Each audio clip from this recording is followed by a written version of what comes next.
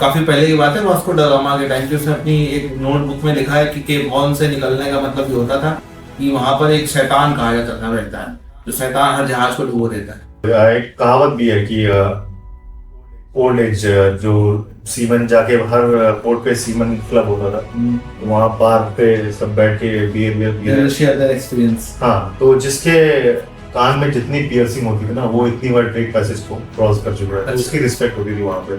Ship का engine जो होता है वो कितना बड़ा? इंजन अराउंड मतलब हायर साइड में आप जाते जाएंगे तो 20-25,000 किलोवाट तक इंजन पावर। इतना पावर? हाँ, 23,000 हॉर्स पावर का इंजन। बहुत होता है। 3-4 फ्लोर का इंजन होता है। 3-4 फ्लोर का इंजन। ये बर्मुडा ट्रायंगल में भी कुछ ऐसे ही हमने सुना है क्या? तो इवेंचुअली वो बोट हम लोग को फॉलो करके उसकी बढ़ती जा रही थी हम लोग। फिर इवेजिव मैंने हम लोगों ने शिप को थोड़ा अलग डायरेक्शंस में चेंज करके देखा, जस्ट टू कंफर्म कि ये हम लोग को फॉलो कर रही है या कोई पर्टिकुलर रूट फॉलो कर रहे हैं। बट जैसे जैसे हम लोग जा रहे थे, वो भी बोट उसी डायरेक्शन में टर्न हो रही थी। अच्छा, मैं ये और जानना चाह रहा हूँ, ये लड़कियां भी काम करती हैं जैसे पे? हाँ, वो भी दोस्त है अभी से नहीं, बहुत टाइम से काम करती हैं। एक अभी रिसेंटली आपने कोई आर्टिकल पढ़ा होगा, इंडियन वुमेन जो फर्स्ट कैप्टन है, उनको फेलिसिटेट किया गया, अभी अवार्ड मिले उनको। अच्छा, तो हाँ, उनको क्या अवार्ड मिले वाले तो होते हैं। शिप पे आपका डेली शेड्यूल क्या होता है? मतलब एक शेड्यूल जैसे आप लोग जानना चाहते हो, क्या लोग करना चाहते हैं? डेली शेड्यूल होता है जैसे चीफ ऑफिसर को सुबह 4 बजे से लेके 8 बजे तक ब्रिज वॉच करनी होती है, जो शिप चलाना होता है। उसके बाद 8 बजे के बाद नीचे आता हूँ, अपने क्रू के संग मीटिंग होती है। मीटिंग के बाद पूरे दिन का जॉब डिस्कस होता है। उसके बाद मैं अपना ब्रेकफास्ट वगैरह लेता हूँ, फ्रेशन अप, एंड देन मैं अपने ऑफिस में बैठता हूँ। फिर जो भी मेल सॉर्ट करने होते हैं, जो भी पूरे दिन का ऑर्डर होता है, काम होता है, उसको एग्जीक्यूट करना, जो डेली टास्क होते हैं वो करना। फिर by noon time I go for rest. फिर शाम को 4 बजे से 8 बजे तक फिर शिप चलाने की होगी। मतलब पूरे दिन ही 4 बजे से काम स्टार्ट हुआ तो काम चलता तो इसमें मतलब स्लॉट्स में काम होता है, तो आपको मतलब अपना टाइम मैनेजमेंट बेसिकली अच्छा होना चाहिए, क्योंकि वहाँ पे आपकी नींद हुई है नहीं हुई है, बट आपको ड्यूटी तो आना है। कभी ऐसा होता है तबीयत खराब है तो आप रिप्लेसमेंट में? हाँ, ऐसे कवर अप करते हैं। Many time I seen captain also fill in, अगर ऐसा कुछ होता है कोई नहीं उस कंडीशन में, and which is ethical also, because किसी नोन थ्रेट, नोन आपको कोई हैजर्ड है कि पता है ये चीज हो सकती है और बंदा सही से डेली वॉच नहीं कर सकता है, तो फिर बेहतर है कि आप उसको रिप्लेस करके उसको थोड़ा रेस्ट दे दो। तो ये दिस इज नॉट, बाद में वो अपनी जॉब पूरी करे, अपना दिस इज नॉट आपकी जगह करे। होता है, मतलब हम आपकी जगह कर लेंगे, आप हमारी जगह कर लो। Yes. मतलब ये तो वहां से फैमिली से कनेक्शन में कैसे रहे? यही सेम इंटरनेट होता है दिन में, मतलब जब भी कॉल होगी। हाँ, दिन में एक बार कॉल हो जाता है। आप उतना ज्यादा तो नहीं टाइम मिलता, आपको सोना भी है और बहुत सारी चीजें भी करनी होती है, कभी कभी एक्स्ट्रा भी होता है टाइम, बट हाँ, दिन में एक बार घर पे कॉल हो जाता है। कभी ऐसा होता है कि इंटरनेट डाउन हो, काम बात ही नहीं हो पा रही? हाँ, हुआ था ऐसा। हम लोग शिप पे इंटरनेट था, हम लोग जिब्राल्टर से निकल के जा रहे थे टेक्नी UK. On the way English Channel cross करने पे वहाँ थोड़ा वेदर रफ था, आई थिंक समहाउ जो इंटरनेट का डोम था कुछ तो प्रॉब्लम आ गया, मैलफंक्शन हो गया और इंटरनेट कट ऑफ हो रहा था। तो वी सस्पेक्टेड कि शायद कुछ प्रॉब्लम हो, ट्रबल शूटिंग हुआ, ऑफिस से कुछ कम्युनिकेशन हुआ। We were not able to find out जब तक हम लोग टेक्नी यूके पहुंचे। वहाँ से ऑपरेशन हुआ, शिप निकला और very next day I still remember, मेरा बर्थडे था वो और मैं ड्यूटी खत्म करके और जैसे ही नीचे आया तो मैंने खोला, बहुत सारे लोग नेट चालू किया, बहुत सारे लोगों के मैसेजेस पड़े थे। मैं अपनी वाइफ को मैसेज टाइप करने का कि थैंक यू वो मैसेज गया नहीं, और वो दिन था और I think almost 25 days net नहीं आया। 25 दिन? जी, जब तक हम लोग न्यूयॉर्क नहीं पहुंच गए तब तक इंटरनेट नहीं था शिप पे। Only option was satellite phone, तो आई इमीडिएटली इन्फॉर्म कि हाँ ऐसा हो गया। फिर जब हम लोग नेक्स्ट पोस्ट में पहुंचे तो सर्विस टेक्नीशियन आया, तो उसको हम लोग हाथों में उठा के लेके वही कर दे। यहाँ के भगवान वही कर दे। तो वो सीवा तब रियलाइज हुआ कि कितना कितना इम्पोर्टेंट चीज है इंटरनेट आज की डेट में।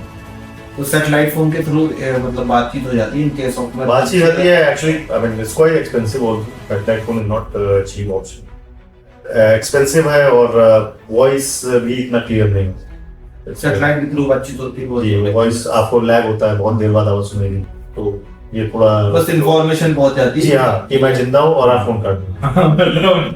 That's it। चलो ठीक है अच्छा है। कभी ऐसा होता है कि आपका शिप तूफान में फंस गया और तूफान बहुत इनफैक्ट तूफान से ज्यादा मैं कहूंगा कि जब पार्ट ऑफ ट्रेड है आप जब अटलांटिक ओशन मोस्टली विंटर्स में बोलते हैं one of the worst places to travel तो बहुत ज्यादा रफ वेदर होता है साइक्लोन्स आते रहते हैं वहाँ पे। Same goes for our Indian ocean जब मॉनसून सीजन आने वाला है जुलाई से सितंबर के बीच में तो Indian ocean is very very rough at time. फिर वर्ल्ड के कुछ लोकल पार्ट्स है जैसे आप जैसे पैसिफिक में आते रहते हैं बिकॉज वहाँ पे water mass is so huge there is no hindrance तो पानी जब कोई टर्बुलेंस ट्रैवल करता है तो इट गोज फार बियॉन्ड बहुत बड़ा साइक्लोन बन जाता है। दैट्स द रीजन कि जापान और फिलीपींस में इतने सारे साइक्लोन पैसिफिक ओशन बहुत सबसे बड़ा समुद्र है ये और एक जगह शुरू हुआ अगर आंधी तूफान तो फिर वो बहुत लंबा खिंचता है। जी तो ये सेम आपका अर्जेंटीना सॉरी साउथ अमेरिका के नीचे केप हॉर्न बोलते थे जी वहाँ पे भी बहुत साइक्लोन बहुत खराब वेदर हमेशा वहाँ का वेदर मोस्टली बहुत ज्यादा खराब रहता है तो वहाँ से पास करना भी मतलब एक चैलेंज है ग्रेट पैसेज बोलते हैं। अभी तो तभी थोड़ा सा ऐसा है कि आजकल काफी सारे इंस्ट्रूमेंट्स आ गए हैं ताकि शिप से आराम से निकल जाता है। ये काफी पहले की बात है वास्को ड गामा के टाइम पे उसने अपनी एक नोटबुक में लिखा है कि केप हॉर्न से निकलने का मतलब ये होता था कि वहां पर एक शैतान कहा जाता था रहता है जो शैतान हर जहाज को डुबो देता है तो वहां से कोई निकलते ही डर के वहां एक ऐसी जगह तो ये पहले की सॉरी एक कहावत भी है कि ओल्ड एज जो सीमन जाके हर पोर्ट पे सीमन क्लब होता था वहाँ पार्क पे सब बैठ के बियर शेयर दैट एक्सपीरियंस। हाँ तो जिसके कान में जितनी पियर्सिंग होती थी ना वो इतनी बार ट्रेड पैसेज को क्रॉस कर चुका है उसकी रिस्पेक्ट होती थी वहाँ पे कि आप मतलब ये रिस्पेक्टेड आदमी सीनियर होल्डर है। हाँ तो ऐसा था। ये बर्मुडा ट्रायंगल में भी कुछ ऐसे ही हमने सुना है क्या? बर्मुडा ट्रायंगल वो एक होक्स है आई थिंक मिसकंसेप्शन है और या फिर एक्चुअल ट्रूथ है मैंने ऐसा कुछ एक्सपीरियंस किया है and it's a world wide international route है वहाँ से शिप्स जाते हैं जो भी बहामास और मतलब अटलांटिक क्रॉस करते हैं वो उसी रूट से जाते हैं। किया है? हाँ मैंने किया सेवरल टाइम नॉर्मल है मतलब ऐसा कुछ एक्सपीरियंस नहीं किया। आई थिंक वो वहाँ पे वहाँ से ज़्यादा अगर आप जाओगे फर्दर नॉर्थ जाओगे आप कनाडा की तरफ जाओगे या तो वहाँ से जो फॉकलैंड करंट्स आती हैं जो कोल्ड ब्रीज लेके आती हैं और वहाँ से जो आइसबर्ग्स वगैरह फ्लोट होके आ जाते हैं आइस वो reason that I think was one of the reason for Titanic जो सिंक हुआ था। हाँ वो भी मतलब वहीं पे हुआ था बिकॉज ये आइस जो आइसबर्ग पहले से टेक्नोलॉजी भी नहीं थी इतना जल्दी डिटेक्ट नहीं कर पाते थे। आपने बीचेस देखे होंगे बहुत सुंदर सुंदर क्योंकि समुद्र के आसपास बीच होते हैं सबसे सुंदर बीच कौन सा लगा आपको? एक्चुअली हम लोग का शिप जब पोर्ट पे जाता है तो वो बीचेस से काफी सेपरेट होता है बट हाँ एक ओकेजन था जब मैं लॉन्ग आइलैंड बीच गया था वहाँ शिप ज्वाइन करना था तो मुझे मौका मिला तो वो मुझे बहुत अच्छा लगा बीच कि यहाँ से काफी डिफरेंट है शांत है और साफ है सुंदर है वो अच्छी जगह है। मुझे रील्स में जैसा दिखता है। हाँ लॉन्ग आइलैंड कहाँ पड़ता है? ये लॉन्ग बीच आपका पड़ता है इससे लॉन्ग बीच आपका लॉन्ग आइलैंड लॉस एंजल्स जाइए आप लोग भी जाइएगा तो बताइएगा कैसा लगा एक्सपीरियंस आपको। बाकी ऐसा बहुत सारी घटनाएं सुनी हम लोगों ने कि शिप से काफी सारा सामान गिर जाता है रील्स में ही देखा वो आईफोन वाला डिब्बा मिल रहा है आईफोन निकल रहे हैं तो ऐसा कुछ आपको मिला कभी? एक बार जब कोविड के टाइम हम लोग का शिप ऑस्ट्रेलिया गया था विक्टोरिया वहां से शिप निकलने वाला था तो एक वार्निंग आई हम लोग के पास कि एक कंटेनर शिप वेदर में फंस गया है और कंटेनर डिवोट हो गए थे। तो पानी में आई थिंक 12 या 13 कंटेनर्स दिख गए थे। तो उसकी वार्निंग आई थी कि लास्ट लोकेशन क्या है और एवरी फ्यू आवर्स वो अपडेट आता था। ये जीपीएस लगे होते हैं कंटेनर्स में नहीं, but I think satellite drone monitoring कुछ था, तो उसके हिसाब से हम लोग को थोड़ा सेफली नेविगेट करना था। दूर से निकलो। बस आपको दिन में तो चलो ठीक है, एक बार आपको दिख जाता है, बट नाइट में it's very difficult to spot because कोई लाइट तो है नहीं। तो वो थोड़ा चैलेंजिंग रहता है। मुश्किल काम। अगर वो शिप से टकराएगा तो उनको नुकसान पहुंचेगा। कभी कभी ऐसा होता है, कोई अबैंडन्ड बोट्स होती हैं या किसी तूफान से बोट कास्ट ऑफ हो गई बोट से और वो सी की वेव से मिडल ऑफ ओशन पहुंच गई, तो या कोई फ्लोटिंग कुछ भी गार्बेज आ गया ऐसा जो शिप से अगर लड़ गया तो प्रॉब्लम हो सकती है। तो ऐसी वार्निंग्स आती है। अच्छा, ये जो अबैंडन्ड बोट की बात हो रही है, तो ये अबैंडन्ड काफी सारे शिप्स भी होते हैं। मैंने मूवीज में देखा है, काफी पिक्चरें भी आई हैं उसमें भूत होते हैं। तो ऐसा कोई शिप देखा आपने जो अबैंडन्ड हो या शिप नहीं, बोट्स ऐसे नहीं है। 2-3 बार ऐसा हुआ है कि मतलब बोट्स अड्रिफ्ट हो गई बट उसमें कोई नहीं है, तो मे बी तूफान में फंस गई या कास्ट ऑफ होके आ गई या कोई होगा डूब गया होगा, तो ऐसा होता है कि बोट्स वगैरह आ जाती हैं। फिर आप लोग लोकल अथॉरिटी को इन्फॉर्म करते हैं? हाँ, हम लोग को लोकेशन बतानी होती कि इस पोजीशन पे लास्ट स्पॉट किया गया, तो वो लोग फिर एक्शन लेते हैं, या तो उसको वहाँ पे डुबा देंगे या फिर उसको नियरेस्ट शोर पे ले देंगे। तो डुबा भी सकते हैं अगर कोई इसका नहीं मिल रहा है, किसकी है तो। राइट। ऐसा मन नहीं होता कभी बोट लेके चले घर अपने मुंबई में खड़ा कर देंगे? ऐसा पॉसिबिलिटी नहीं है। आप बोट को लेके कैसे हो शिप में बांध के? ऐसा तो मैंने इंस्टेंस पार्ट ऑफ जोक। तो पायरेट से कभी सामना हुआ? ये बहुत पिक्चरें बनी है, एक सलमान खान की पिक्चर आई थी, आपने देखी? वो क्या नाम था उसका? एक अभी सलमान खान की पिक्चर आई थी, तो पायरेट्स उनका जहाज पकड़ लेते हैं तो उनको हिंदुस्तानी गाने सुना के भगा देते हैं, ऐसा कुछ होता है? नहीं, ऐसा कुछ नहीं होता है। बहुत डिफरेंट सिनेरियो है एक्चुअल में। हम लोग को तो ऐसी ट्रेनिंग दी है कि जो भी आपको फाइट नहीं करना है, कोऑपरेट करना है। अनलेस और टिल पायरेट से भी कोऑपरेट करना है, आपके पास कोई ऑप्शन नहीं है। You are not trained to fight और आपके पास कोई वेपन्स नहीं है, तो ultimately you have to give up and let the mediator जो भी होता है वो आके उनसे नेगोशिएट होगा। वो आके बात करते हैं कि पायरेट एनकाउंटर, मैं कहूँगा पायरेट एनकाउंटर नहीं, बट हाँ सस्पिशियस एक्टिविटीज होती है। ऐसा होता है कि मैं वेस्ट अफ्रीका की बात बता रहा हूँ। वेस्ट अफ्रीका और अभी तो सोमालिया जो पहले बहुत ज़्यादा एक्टिविटीज थी, अब वहाँ पे पेट्रोलिंग बढ़ चुकी है। नहीं तो एक टाइम ऐसा भी है वहाँ पे इतना ज़्यादा पायरेसी के अटैक्स होते थे कि वहाँ से ट्रांजिट करना वाज नॉट सेफ, और शिप पे गार्ड्स भी जाते थे जो वो ट्रांजिट करते थे। आपको मैंडेटरी होता था वो गार्ड्स लेके जाना, तो गार्ड्स आप लेके जाओ तो मतलब सिक्योरिटी पर्पस के हथियार होते हैं उनके पास हथियार थे। दे वर ट्रेन्ड प्रोफेशनल्स, और वो आपको बताते थे कि कैसे कैसे शिप को लॉकडाउन करना है और कैसे अपने आप को सेफ रखना है। बेसिकली कोई भी नेवी शिप तब तक बोर्ड नहीं करेगी जब तक कोई भी हॉस्टेज ना हो। अगर एक भी हॉस्टेज ले लिया उन्होंने तो कोई भी नेवी इंटरफेयर नहीं करेगी। अच्छा, कोई भी देश की जो नेवी, मतलब इंडियन नेवी की आप बात कर सकते हो, ऐसे यूएस की नेवी, हर जगह की अलग नेवी होती है, तो तब तक आपको सुरक्षा या तब तक हमला नहीं कर सकती जब तक सभी नाविक सुरक्षित नहीं है। अगर कोई भी नाविक या कोई भी सेलर जो है फंसा हुआ है, हॉस्टेज बन गया है, तो फिर वो आपकी हेल्प नहीं करते, वो नेगोशिएट ही करेंगे। राइट। तो आपका कभी सामना हुआ? वेस्ट अफ्रीका का जो मैं इंस्टेंस बता रहा था कि हम लोग पोर्ट पे जा रहे थे नाइजीरिया, और all of a sudden day दोपहर का, उस टाइम में सेकंड ऑफिसर था, दोपहर का वॉच था, और मैंने एक आई थिंक अराउंड 13-14 माइल पे एक बोट को रेडार पे स्पॉट किया। बहुत छोटी साइज की थी तो वो विजुअली नहीं दिखा था, बट रेडार पे ग्लिप दिखा।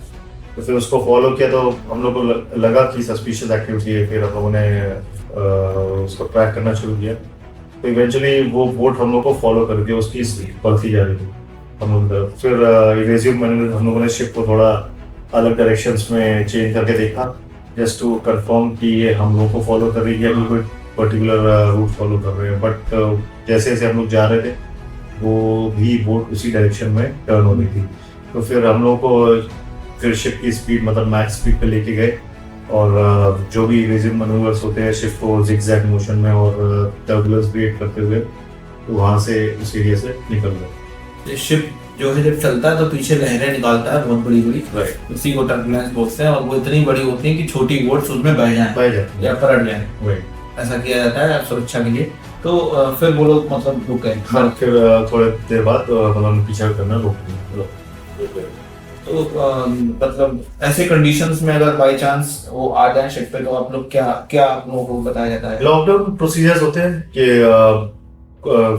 कोड्स डिसाइड होते हैं कि हाँ ये सिग्नल देंगे तो सारे लोग नीचे पहले मस्टर में हेड काउंट होगा। हेड काउंट होने के बाद जो एक शिप का सिटाइल एरिया होता है वहाँ पे अपने आप को लॉक्स करते हैं और शिप की सारी मशीनरी को ऑफ कर देंगे, बंद कर देंगे ताकि वो चलाना, ताकि वहाँ को शिप को मूव न कर पाए। और लास्ट में कैप्टन और जो ड्यूटी ऑफिसर होगा वो सबसे लास्ट पर्सन होता है जो एंटर करते हैं। तो वो रूम तोड़ नहीं सकता कोई, ऐसा होता है? हाँ, मतलब वो तोड़ तो सकते हैं अगर उनके पास वेपन होंगे, बट ये है कि आप अपने आप को स्ट्रैगलिंग मतलब वो कंपार्टमेंट थोड़ा आइसोलेटेड होता है, उसमें स्टील स्पेशल हार्ड स्टील या ये सब डोर्स यूज करते हैं ताकि इजी ना हो उनके लिए। हम लोग time basically time is very important कि जब तक कोई हेल्प आ जाए हम लोग के पास। और कॉल करते होंगे हेल्प के लिए? हाँ, वहाँ पे सैटेलाइट फोन होता है तो आप उससे कांटेक्ट कर सकते हो, कंपनी को इन्फॉर्म कर सकते हो, तो दे विल कोऑर्डिनेट या रीजनल कोऑर्डिनेशन सेंटर। कभी आपकी कंपनी का कोई शिप ऐसा वो हाईजैक किया ऐसा? नहीं, मेरी कंपनी में तो ऐसा कोई इंस्टेंस नहीं हुआ, बट हाँ ऐसे बहुत से न्यूज आते रहते हैं कि ऐसा अटैक हुआ है। बहुत ज्यादा पैसा मांगते हैं? हाँ, वो पैसे तो मांगते हैं because cargo actually ship cargo carry करता है वो शिप से भी ज्यादा एक्सपेंसिव होता है। तो ऐसे केस में मतलब और कंपनी की रेपुटेशन भी होती है तो फिर वो उनके पास ऑप्शन नहीं है। शिप कितना तेज चलता है आपका? जैसे मान लो आप बता दें पीछा कर रहे थे आपके पास आ रहे थे तो आपका ship? Oil tankers basically 15-16 knots cruising speed पे रहते हैं, और जो कंटेनर्स होते हैं वो 25 नॉट तक भी जाते हैं, मतलब नॉट्स जो का एक टर्म होता है। जैसे अपना किलोमीटर पर आवर होता है हाँ, वो माइल्स पर आवर पर सी नॉटिकल माइल्स पर आता है, तो इस स्पीड से चलता है। स्पीड ज्यादा नहीं होती, लेकिन हाँ ये होता है कि जो आजकल छोटी बोट्स आती हैं वो उनको आसानी से पकड़ सकते हैं, बहुत अच्छी स्पीड भागती है। राइट। तो टाइटैनिक मूवी जो आपने देखी है वो आपको लगता है सही है ऐसा कुछ? टाइटैनिक वो मैंने भी उतना ही इन्फॉर्मेशन है और जो बुक्स में लिखा है और जो मूवी। कभी आप उस जगह पे गए हो जहाँ पर जहाज डूबा थी? हाँ, हम लोग वहाँ से मन हुआ श्रद्धांजलि देने का? नहीं, बट वहाँ से ट्रांजिट हुआ था हम लोग का, एंड हम लोगों ने मैप में देखा कि हाँ यहाँ पे टाइटैनिक सिंक हुआ था। तो उस टाइम बहुत हाइपोथेटिकल सिचुएशन थी कि जो जिसने वो शिप बनाया था उसने सोचा कि ये शिप कभी डूब नहीं सकता, और वो मेडन वॉयज जो कहते हैं पहली वॉयज में शिप डूब गया था, वो ओवर कॉन्फिडेंस। और हाँ, और बहुत से इवेंट्स थे जो दैट लेड टू वो सब मिसहैप हुआ है। तो आपकी शिप पे भी ऐसी कुछ सेफ बोट होती होगी जैसे टाइटैनिक पे नहीं थी, तो आपके यहाँ हाँ, होती है या नहीं होती है? होती है लाइफ बोट्स वहाँ पे। तो एक्चुअली डिजास्टर बेसिकली यही था, शिप पे जो लाइफ बोट होती है, लाइफ बोट की कैपेसिटी जो थी, जो रेस्क्यू बोट्स होती हैं इमरजेंसी में आप जो यूज करते हो, तो वो पैसेंजर्स उस लाइफ बोट कैपेसिटी से ज्यादा, तो इसलिए काफी लोग मर भी गए। तो लाइफ बोट चलाने की ट्रेनिंग आप लोगों को मिलती है? हाँ, लाइफ बोट की ट्रेनिंग होती है हर 3 महीने में। हम लोग को बोट पानी में डाल के और मैनुअल करनी होती है, चेक करना होता है एक दिन एवरीथिंग इज वर्किंग फाइन। इसमें खाना पीना भी अच्छा है? हाँ, फूड राशन होता है, पानी भी होता है, तो चेंज होता रहता होगा? हाँ, वो जैसे एज एक्सपायर पैक फूड होता है, तो वो एक्सपायर होता है तो उसको रिप्लेस करते हैं। फैमिली को अपने साथ रखना? फैमिली को रख सकते हैं, बट अभी जैसे मैंने बताया कि अब इतने चांसेस कम हो गए बाहर एंजॉय करने के, शोरली इतना टाइम टर्न अराउंड नहीं होता, पोर्ट इतने देर शिप रुकते भी नहीं है, और हर पोर्ट पे कुछ ना कुछ रिस्ट्रिक्शन होती है, तो अब वो चीज़ें बहुत कम हो गई है। मेरी वाइफ मेरे से सेल कर चुकी है, बट उसके बाद ऐसा कोई कन्वीनियंट रूट नहीं मिला मुझे कि इनको वापस फैमिली को लेके जा सकते, बट हाँ अलाउड होती है। मतलब सभी लोग रख सकते हैं या नहीं, सिर्फ ऑफिसर्स को आप लोगों को एक रूम मिलता है, प्राइवेट रूम, उसमें आप हाँ, जो मतलब जो आपको कैबिन होता है उसमें ही आपको अपने केबिन में रखते हैं। शिप का इंजन जो होता है वो कितना बड़ा है? इंजन अराउंड मतलब हायर साइड में आप जाते जाएंगे तो 20-25,000 किलोवाट तक इंजन पावर पे, इतना बड़ा? हाँ 23,000 हॉर्स पावर का इंजन बहुत होता है ये। 3-4 फ्लोर का इंजन होता है। 3-4 फ्लोर का इंजन, आप समझ रहे हो? तो लिफ्ट लगा के ऊपर नीचे जाते हैं? नहीं, स्टेयर्स होती है और बहुत ज्यादा नॉइज होती है। मतलब आप जो इंजीनियर्स होते हैं वो all the time year muffs पहन के रखते हैं, बिकॉज आप कंटिन्यूस इतने गर्मी भी बहुत होती होगी। गर्मी भी होती है, उतने लाउड उसका जो एक्सपोजर है वो आपके लिए लॉन्ग टर्म में हार्मफुल होता है, आपकी हियरिंग लॉस हो सकता है। अभी एक इंसिडेंस हुआ था शिप का, आपने देखा होगा, यूएस में एक ब्रिज में घुस गया था शिप। टाली इंसिडेंट। हाँ, आपके हिसाब से वो क्या है? उनका तो आई थिंक अभी भी जो फाइनल केस स्टडी है इज स्टिल पेंडिंग, अभी तक पब्लिक नहीं किया है, इन्वेस्टिगेशन स्टिल ऑन। और वहाँ पे अभी काफ़ी उसका जो इम्पैक्ट है उसके बाद से बहुत ज़्यादा फ्रिक्वेंट इंस्पेक्शन होने लगे हैं। कोई भी शिप अगर यूएस पोर्ट जा रहा है तो बहुत थर्ड। मैंने सुना उसमें सारे सेलर्स इंडियन थे।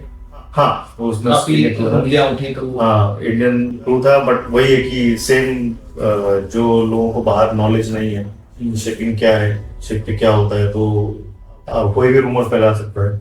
ऐसा नहीं है कि लोग काम नहीं कर रहे, बट हाँ कुछ चीज़ें वही मिस आउट हुआ, अदरवाइज इतना बड़ा एक्सीडेंट नहीं होता। कुछ गलतियां होंगी, बट अभी I am not rightful person to say anything, because अभी तक केस स्टडी अभी तक चल रहा है, कोई दिक्कत नहीं। ऐसा बताते हैं कि इंजन फेल हो गया था, इंजन नहीं। हाँ, आई थिंक उनका जो पावर बैकअप था, जो जनरेटर था, जो बैकअप जनरेटर होता है, इमरजेंसी जनरेटर, वो किक इन नहीं हुआ, वो कंटिन्यूस पावर ऑन ऑफ होता रहा, उसको रिवाइव करने की कोशिश करते थे, and eventually it led to collision with the bridge. काफी लोग मारे गए। जी, बहुत से मारे गए। तो लोगों ने बताते हैं मीडिया का एक सिग्नल भी पास किया था जिससे ये घटना छोटी हो गई, वरना बहुत बड़ी घटना हो सकती थी। ये सब मैंने सुना। हाँ, ये वहाँ से शिप के स्टाफ ने प्रोएक्टिवली इन्फॉर्म कर दिया था, पायलट ने एक्चुअली इन्फॉर्म कर दिया था कि ब्रिज को ट्रैफिक रोक दिया जाए, तो उस वजह से वो कम हुआ, जो इम्पैक्ट था वो कम हुआ, उतना ज़्यादा लोग इफेक्ट नहीं हुए, अदरवाइज बहुत लोग भी जान जाते। तो आपका जहाज कितना बड़ा? हम लोग का जहाज अराउंड 250 मीटर्स, 250। हाँ, और बड़े बड़े जहाज भी होते हैं 330 मीटर्स, 400 मीटर्स तक जाते हैं। एयरक्राफ्ट कैरियर बड़ा होता है या छोटा होता है? एयरक्राफ्ट कैरियर बड़े जहाज होते हैं। हाँ, मैंने देखा है यूएस में जब हम लोग ट्रेड कर रहे थे तो वहाँ पे मैंने एयरक्राफ्ट कैरियर देखा था। वो लोग रेगुलर अपनी रूटीन एक्सरसाइज कर रहे थे, तो टेक इन और जो टेक ऑफ वगैरह होता है वो सो पायलट्स जो होते हैं वो अपना रोस्टर कर रहे थे, तो उस टाइम मैंने देखा था, वो बहुत बड़े शिप थे। तो आपके शिप से काफी बड़े थे? जी, बहुत बड़े। बड़े जहाज, जानवर या जीव देखा है आपने शिप में जो आपको लगा हो ऐसा? तो मैंने आज से पहले कभी बुक में या हिस्ट्री में या विकिपीडिया में नहीं देखा। ऐसा एक बार हुआ था, बट मैं उस टाइम थर्ड ऑफिसर था, मैं वॉच पे था, और नीचे मैं मतलब डिनर का टाइम था, तो एवरीबॉडी वाज बिजी नीचे, मतलब हैविंग डिनर मील टाइम।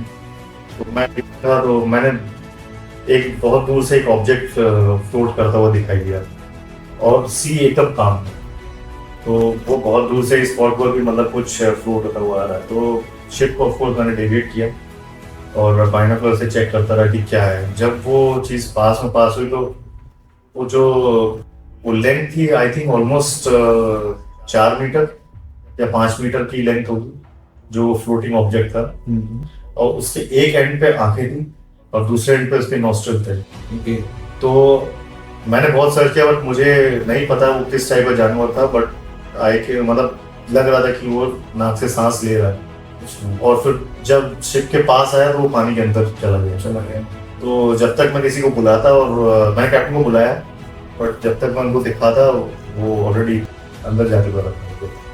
तो उन्होंने बस मेरे सर पे ऐसे किया कि हाँ तुम्हें कुछ भी दिख रहा है, बट मेरे को कोई प्रूफ नहीं है।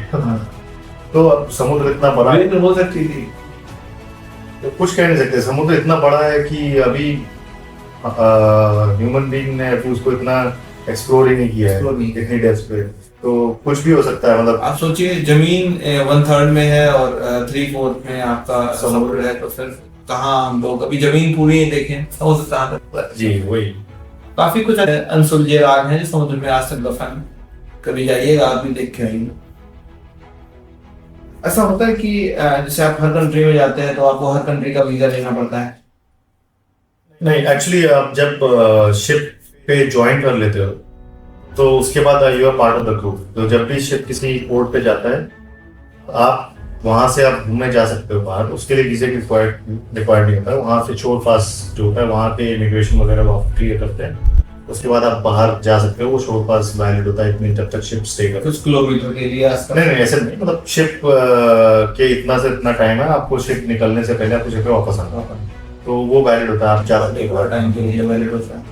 तो हेयर कट और नहाना या जैसे आप कपड़े धुलना, ये सब आपका काम जहाज पे होता है जब आप करते हो तो एक साथ करते हैं इंग्लैंड पे? नहीं ऐसा शिप पे मतलब ऐसे कोई हेयर कट बाल वगैरह नहीं होते, बट आउट ऑफ इंटरेस्ट लोग एक दूसरे के बाल काट देते हैं। तो किसी को हॉबी है, तो कुछ लोग, मेरे को बहुत से लोग ऐसे मिले हैं जो पूरा किट लेके चलते हैं। अच्छा, तो उनकी हॉबी है। तो ऐसे ही टैटू आर्टिस्ट भी होते हैं जिनकी हॉबी खाली टाइम वो टैटू बनाते हैं, या किसी की हॉबी होती है कुछ स्कल्पचर बनाने का वेल्डिंग से या टूल से। तो अलग अलग टैलेंट देखने को मिलते हैं। लोग खाली टाइम होता है क्या क्या कर सकते हैं ये इसका एक अच्छा नजरिया देखने को मिलता है। तो वहाँ हेयर कट वगैरह ऐसे प्रॉब्लम नहीं होती है, बट हाँ वो बाहर की दुनिया को अजीब लगेगा, बट वहाँ के लिए तो ठीक है। हाँ, वो सर्वाइव करना जरूरी होता है वहाँ तो ये सब। अच्छा, तो हमने आजकल देखा है आईफोन बहुत सस्ता है कुछ देशों में। आजकल इंडियन बहुत आईफोन बाहर से मंगाते हैं, तो आईफोन किस देश में सबसे सस्ता मिलता है? यूएस में ये सबसे सस्ता है, दुबई में सस्ता है। वहां से आप अगर मतलब बहुत से लोग दुबई से मंगाते हैं। यूएस में आपको सस्ता है बिकॉज वहीं मैन्युफैक्चर होता है, वहीं की कंपनी है।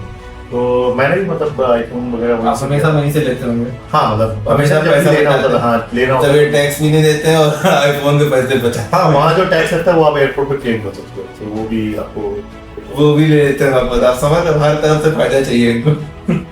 सही है। तो कुछ ऐसे देश के बारे में बताइए जहाँ पर अगर आप जाते हो तो वहाँ पर कोई चीज बहुत स्पेशल मिलती हो या बहुत सस्ती मिलती हो, जो इंडिया में बहुत महंगी मिलती है। इलेक्ट्रॉनिक्स जैसे आप कोरिया या सिंगापुर ऐसी जगह जाओ, वहाँ इलेक्ट्रॉनिक्स बहुत अच्छे मिल जाते हैं। जापान है, वहाँ पे यूज इलेक्ट्रॉनिक्स का इतना अच्छा मार्केट है। स्पीकर्स, प्रोजेक्टर, साउंड सिस्टम, ये सब अच्छा मिलता है वहाँ पे। ऐसे ही कुछ कंट्रीज में कहीं कॉफी फेमस है। तो मेरी आदत मतलब अगर मैं जाता हूँ ऐसी जगह, कोई अगर सोविनियर होता है जो वहाँ की स्पेशलिटी, तो मैं वो लेके आता हूँ अपने मतलब घर में कलेक्शन। तो काफी कुछ इकट्ठा कर लिया होगा? हाँ, काफी कुछ चीजें इकट्ठा करी हैं। तो और मैं गया था अर्जेंटीना, तो वहाँ पे माते एक ड्रिंक होता है, आपने देखा होगा अगर लियोनेल मेसी, वो एक नारियल जैसा एक फ्लास्क है और उसमें वो देखा मैंने। तो वो एक्चुअली वहाँ का ड्रिंक है ट्रेडिशनल, वो एक्चुअली टी है।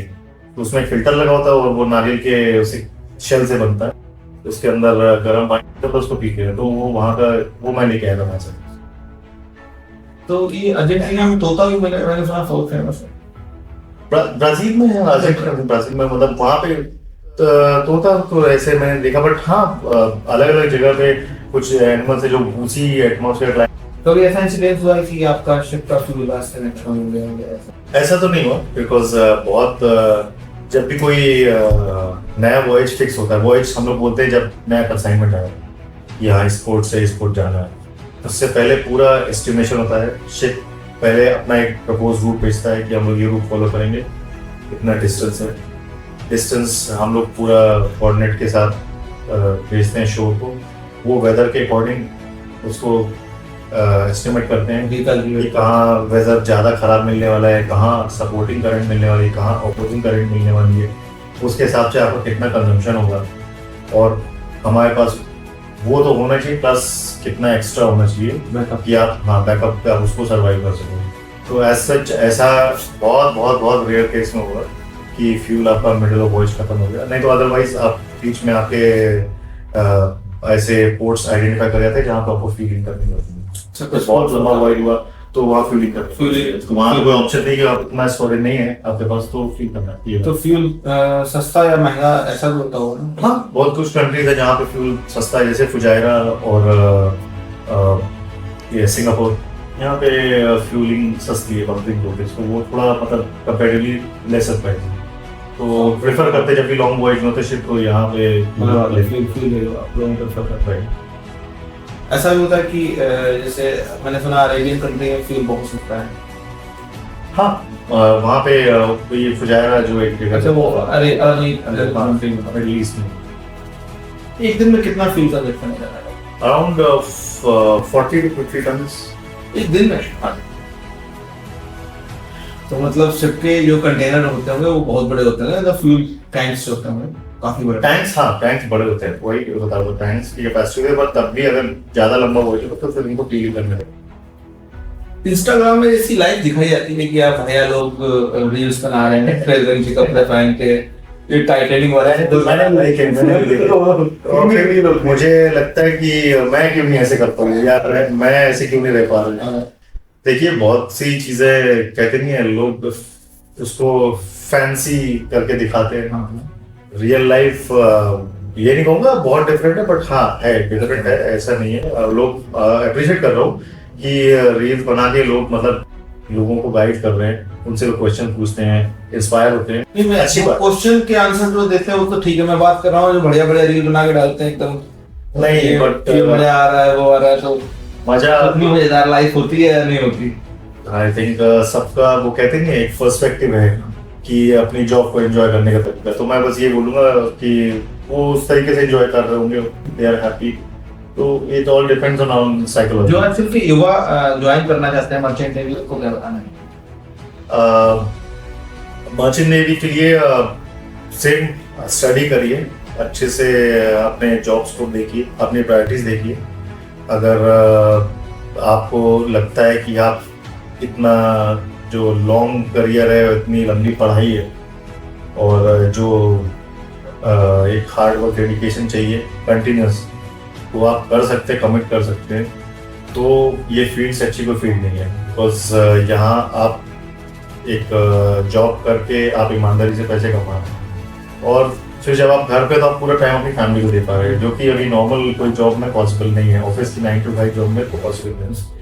तो बहुत अच्छी जॉब है, बट वही है कि आप उस चीज के लिए प्रिपेयर्ड है। सबसे ज्यादा मुझे लगता है आप कितना अपने घर वालों से दूर रह पाते हैं, ये बहुत बहुत चैलेंजिंग वर्क है कि आप घर वालों वो सबसे बड़ा चैलेंज है, और वहीं पे ही बहुत से लोग मार खा जाते हैं कि स्टार्टिंग में तो स्टेप ले लिया, बट वो ऑलरेडी टाइम भी निकल गया, आपकी एज भी निकल गई, पैसा भी लगा दिया, फिर वहां से वापस आना तो फिर you are left with nothing. Sea sickness मैंने वर्ड सुना है, क्या होता है आपका? सी सिकनेस, जैसे आप बता रहे थे आप अजंता अलोरा गए थे, उस चीज को ही सी सिकनेस बोलते हैं कि जब समुद्र को देख के कि आपके चारों तरफ समुद्र है, आप को कुछ हो गया या नाव डूब गई तो आप क्या करोगे, तो इसी को सी सिकनेस। तो आपको फील हुआ था ये?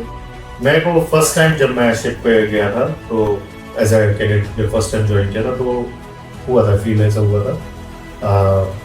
मेरे को अच्छे से याद है कैप्टन डिनर टेबल में बैठे हुए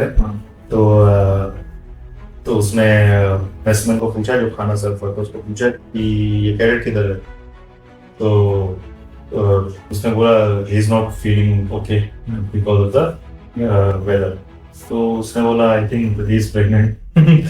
तो फिर उसने चीफ ऑफिसर को बोला कि कैडेट को ऊपर ब्रिज पे भेजो जहाँ से शिप नेविगेट करते, तो वो मैं ऊपर गया और हालत तो वैसे ही खराब थी, खाना कुछ जा ही नहीं रहा था, तो वो मेरे को बोला आपको बाहर ब्रिज पे लेके गया जो बाहर का एरिया होता है ब्रिज से बाहर का थोड़ा, तो वहां से जोर से हवा चल रही है, वेदर दिख रहा है, सब कुछ ऐसा कि जब भी आगे फ्यूचर में तुम्हें वेदर खराब भी है तो तुम यहाँ खड़े हो जाना और सी को फेस करना और देखना कि तुम जितना अपने आप को रिस्ट्रिक्ट करोगे, डरोगे, ये चीज हॉन्ट करती रहेगी तुम्हें अंदर से, और कल को तुम ऑफिसर बन जाओगे, जो तुम वॉच कर रहे हो, या तुम कैप्टन बन जाओगे, सब तुम पे रिलाई करेंगे कि हाँ तुम कमांड लोगे अगर कुछ इमरजेंसी आ गई है, अगर तुम ही कहीं उल्टियाँ कर रहे होगे तो जहाज कौन सा मार देगा। तो ये बहुत अच्छा लेसन था, आई थिंक उसके बाद से मैंने कभी भी मोशन सिकनेस सी सिकनेस एक्सपीरियंस नहीं किया। तो काफी अच्छा इंसिडेंस था ये। अच्छा तो ये आप लोग सुनिएगा और देखिएगा कि किस तरह से आप सी सिकनेस से बच भी सकते हो, क्योंकि जो भी युवा शुरुआत करते हैं वो शुरुआत में ही छोड़ते हैं। जो भी छोड़ने का टाइम होता है महीने 2 महीने 3 महीने, तो 3 महीने से ऊपर रुक गया वो मुझे लगता है वो सर्वाइव कर गया। वो तो है, ये तो तरीका रहता है। कोई ऐसा इंस्पायरिंग पर्सन जिसको आपने जॉब में, जिसने आपको बहुत इंस्पायर किया हो स्टार्टिंग में या अभी भी, हाँ जिससे आप एडवाइस लेते हो?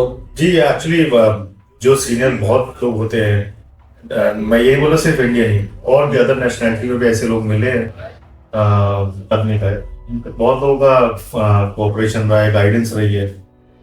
तो कहते नहीं कि आप knowledge is a never ending process, आप जितना भी लोगों से सीखते रहो कम। तो बहुत सी अच्छी अच्छी चीज़ें सीखने को मिली जिनको मैंने अपनी लाइफ में इंकॉर्पोरेट किया और मुझे बहुत बेनिफिट हुआ इससे। तो उनको मैं रोल मॉडल किसको थैंकफुल करना चाहेंगे आप, एक दो लोग जिनको आप थैंक्स बोलना चाहते हैं हमारे चैनल के माध्यम से? मैं कैप्टन सर का नाम लेना चाहूँगा। दो तीन लोग हैं, कैप्टन नॉबर्ट रेमेलो, आई थिंक आप उनको जानते होंगे, very popular YouTuber, and I have sailed with him. बहुत जेन्युइन और अच्छे इंसान हैं। One of the captain Vijay Kumar, अभी वो सेलिंग छोड़ चुके हैं, बट जब मैं कैडेट था तो he was my chief officer, तो उन्होंने मुझे बहुत गाइड किया। Now is in HR office.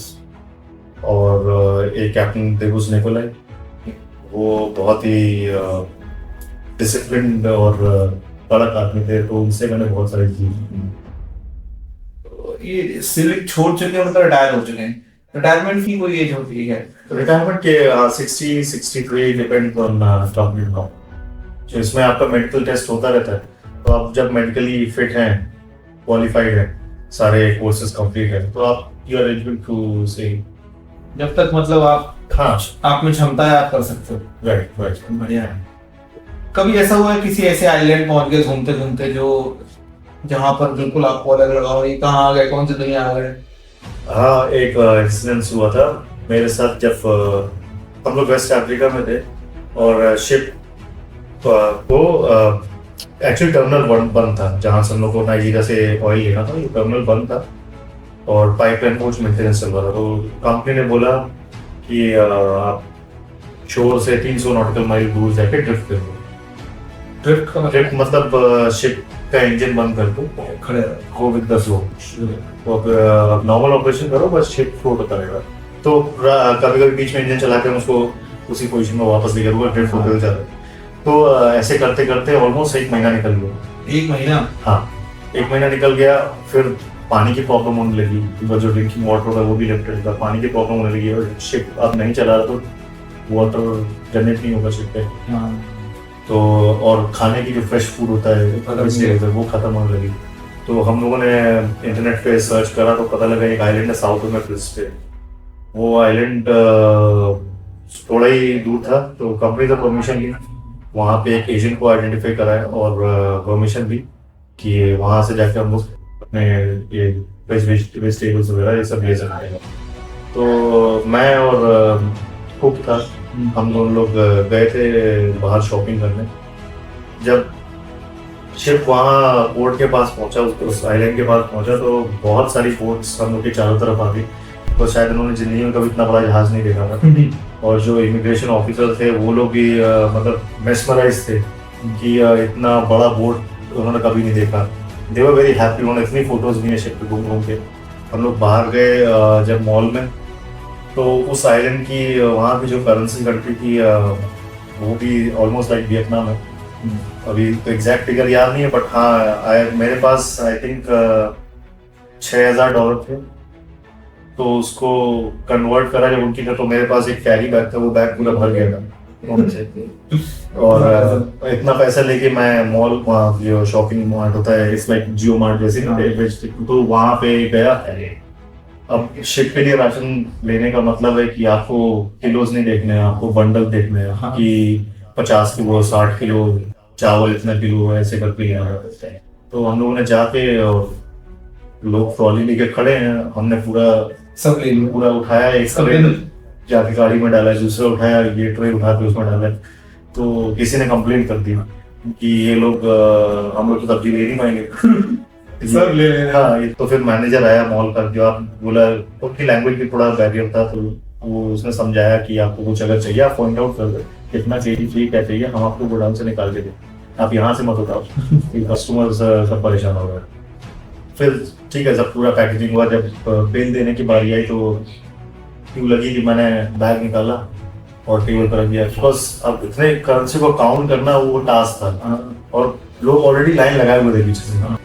तो मैंने जब बैग खोला और नोट झाड़े हैं टेबल पे तो सबके लिए खुल रहे थे। ये पूरे आइलैंड का रास्ता ये सब ले जाएंगे। तो बहुत बहुत बहुत अजीबोगरीब और अच्छा एक्सपीरियंस था। पता ऐसा मैंने लोग कैसे थे वहाँ के? लोग बहुत बहुत फ्रेंडली थे और इन्होंने आई थिंक कभी इंडियन भी नहीं देखा था। अच्छा, तो पहली बार किसी इंडियन को देखा। First Indian first in that country. क्या नाम था उस देश? Sao Thome Principe. Sao Thome Principe. Thome Principe, थोड़ा सा मुश्किल नाम। अच्छा एक्सपीरियंस था वहाँ का। हाँ बहुत अच्छा। दोबारा जाना चाहेंगे वहाँ पे? मैं दोबारा भी गया हूँ उसके बाद। हाँ दोबारा भी हुआ था, बट अब वहाँ पे इंडियंस वगैरह सब पहुंच चुके हैं। बट वो ये मैं बहुत पहले की बात कर रहा हूँ।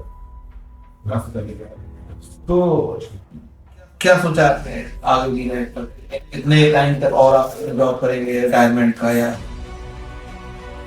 अभी तो मैंने सोच रखा है कि जब तक मेरा बेटा अभी जब तक मैं एंजॉय कर रहा हूँ, बेसिकली मेरे को कोई रिस्ट्रिक्शन नहीं है, मैं जब तक अपनी जॉब एंजॉय कर रहा हूँ तब तक मैं करूँ। और जब मुझे लगेगा कि हाँ अब मुझे अपना क्वालिटी टाइम अपनी फैमिली को देना, तो मैं क्विट कर दूंगा। कोई ऐसा रिस्ट्रिक्शन नहीं है। एंड आई गेस मैंने माइंडफुल इन्वेस्टमेंट करे लाइफ में और सेविंग करी है, तो वो मेरे लिए फ्यूचर में हेल्पफुल होगी। तो यही मैं गाइड करता जो यंग सीफेरर्स हैं, शिप पे जा रहे हैं, ज्वाइन कर रहे हैं, जिनको पैसा सब मिलने लग रहा है, तो उसको बहुत एफिशिएंटली इन्वेस्ट करें। ऐसा नहीं है, यूज भी करें, खर्च करें, एंजॉय करें, बट ये बी माइंडफुल कि कल को कोई भी इमरजेंसी होती है, if you are bread winner, sole bread winner of the family, तो ये सब चीजें बहुत चैलेंजिंग हो जाती है। तो अपना फ्यूचर सिक्योर करें।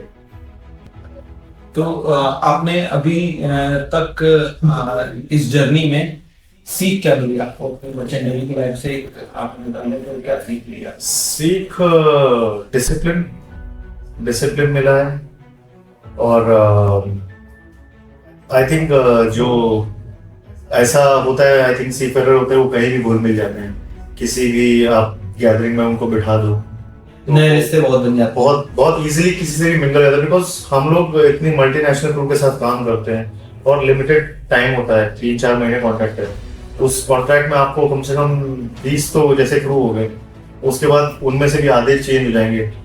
तो इतना नए दोस्त हर बार लोग कभी कभी रिपीट होते हैं, कभी कभी नहीं होते हैं, तो हर बार आपको अलग अलग लोग मिल रहे हैं, उनके संग काम करना, उनसे अपना काम करवाना, उनको जॉब एलोकेट करना, तो ये सब चीजें आपके कम्युनिकेशन स्किल्स और लीडरशिप को इवॉल्व करते हैं।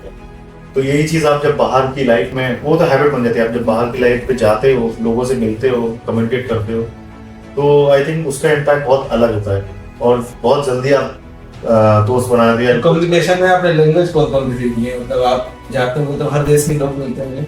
मैंने ऐसे मतलब कोई स्पेशलाइजेशन, आई थिंक इंग्लिश जो इंटरनेशनल लैंग्वेज है तो एक्सेप्टेबल, जो बहुत कंट्री में बोली जाती है, और कुछ काम कंट्रीज में जैसे इटालियन हो गई या स्पेनिश हो गई तो उनका इन्फ्लुएंस ज़्यादा होता है, या चाइना, वो लोग इंग्लिश में थोड़ा मतलब बहुत से लोग जो लोकल्स हैं वो इंग्लिश नहीं बोलते हैं, तो वहाँ थोड़ी प्रॉब्लम होती है। बट ऑफ कोर्स मैं अभी इंटरनेट है, ट्रांसलेटर है, तो आप यूज कर सकते हो, अब प्रॉब्लम नहीं होती, पहले होती थी। तो आजकल के युवाओं को जो मर्चेंट नेवी ज्वाइन करना चाहते हैं, आप क्या बताना चाहेंगे? किस तरह से वो आगे बढ़े हैं, किस तरह से वो आपसे कनेक्ट हो सकते हैं अगर आप वो कुछ जानना चाहते हैं? जी, आप तो आपका उसमें लिंक रहेगा, तो आप मेरी प्रोफाइल भी वहाँ से कर सकते हैं, यूट्यूब पे, मेरे इंस्टाग्राम पे उसका लिंक आप डाल दीजिए। बाकी कोई भी क्वेरी हो, यू मोस्ट वेलकम। मैं जितना हो सकेगा हेल्प करूँगा, या जितना एक्सपीरियंस होगा शेयर करूँगा।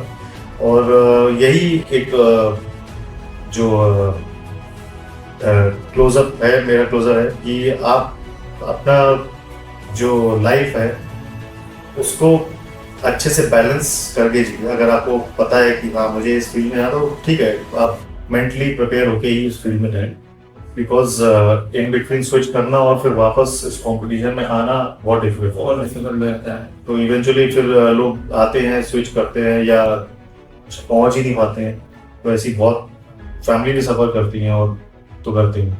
तो यही है कि आप अपना माइंड मेकअप करिए अपने आप को, कोई ऐसा टफ नहीं है, कोई भी जॉब इजी नहीं है, कोई भी जॉब टफ नहीं है, अनलेस आपकी विल पावर अच्छा। विल पावर, दिमाग की मजबूती। राइट।